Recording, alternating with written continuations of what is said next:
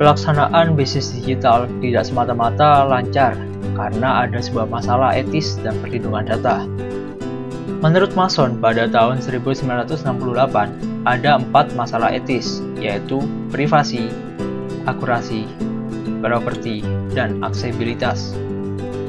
Sedangkan menurut Fletcher, pada tahun 2001 ada 3 masalah etis, yaitu transparansi, keamanan, dan tanggung jawab.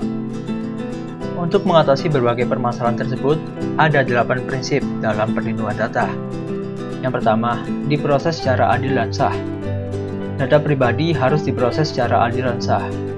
Komisaris informasi telah menghasilkan kode pemrosesan yang adil, yang menunjukkan bagaimana suatu organisasi perlu mencapai pemrosesan yang adil dan sah. Yang kedua yaitu diproses untuk tujuan yang terbatas. Data pribadi hanya akan diperoleh untuk satu atau lebih tujuan yang ditentukan dan sah menurut hukum, dan tidak akan diproses lebih lanjut dengan cara apapun yang tidak sesuai dengan tujuan itu. Yang ketiga yaitu cukup relevan dan tidak berlebihan. Data pribadi harus memadai, relevan, dan tidak berlebihan dalam kaitannya dengan tujuan atau tujuan yang mana mereka proses. Yang keempat yaitu akurat. Data pribadi harus akurat dan jika perlu harus segera diperbarui. Yang kelima yaitu tidak disimpan lebih lama dari yang dibutuhkan.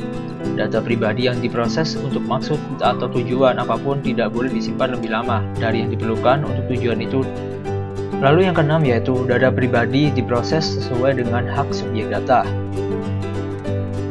Lalu yang ketujuh yaitu keamanan. Tindakan teknis yang tepat harus diambil terhadap orang yang tidak berwenang atau pemrosesan data pribadi yang melanggar hukum.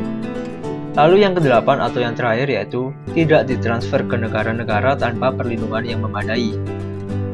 Data pribadi tidak boleh ditransfer ke negara atau wilayah di luar Eropa area ekonomi, kecuali jika negara atau wilayah itu memastikan tingkat perlindungan yang memadai hak dan kebebasan subjek data dalam kaitannya dengan pemrosesan data pribadi. Juga telah ada peraturan tentang privasi dan komunikasi elektronik.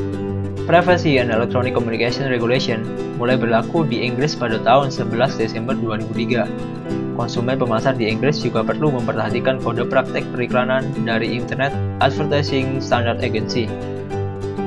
Undang-undangnya berisi tentang berbagai hal, seperti berlaku untuk pemasaran konsumen menggunakan email atau pesan teks, rezim ikut serta, memutarkan pilihan option opt dalam semua komunikasi, tidak berlaku untuk pelanggan yang ada pada saat memasarkan produk serupa, rincian kotak harus disediakan, identifikasi dari pengiriman harus jelas, berlaku untuk komunikasi pemasaran langsung, dan membatasi penggunaan cookie.